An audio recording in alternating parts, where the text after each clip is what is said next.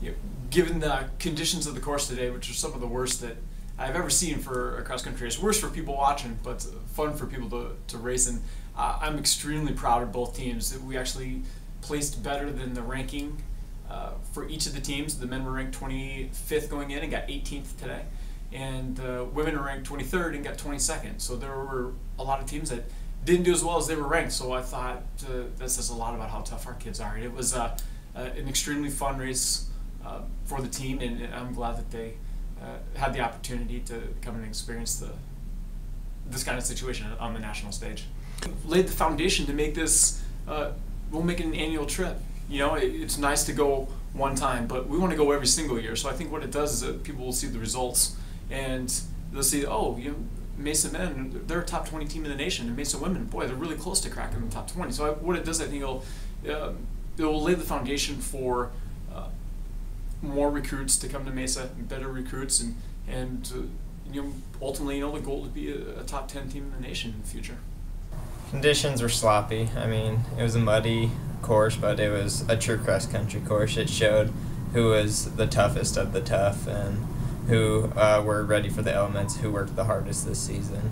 Well, I started off kind of slow. I had a race strategy, stick with the team first, like there at the beginning, try pulling everyone through, and then that's what I did up to the first mile, and then after that I just got in a groove and I just kept picking people off.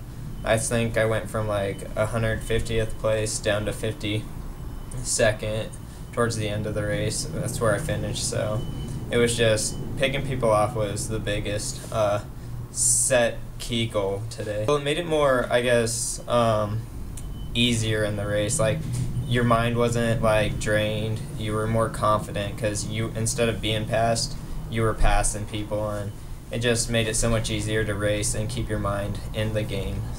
Confidence is for sure the key thing to take away. We know we compete against the best and we can compete. Okay, so the race today was really muddy and wet, and there's tons of standing water and people were falling all over the place, so I thought it was a lot of fun because that's kind of up my alley because I run steeplechase, and so jumping in water is normal for me. So that kind of helped. Yeah, there was a lot of competition there. There's, I think, 32 teams, and they're all kind of picked out of different regions from various different states, and then there was a lot of runners who made it without their team making it, so I think there was close to 300 girls racing.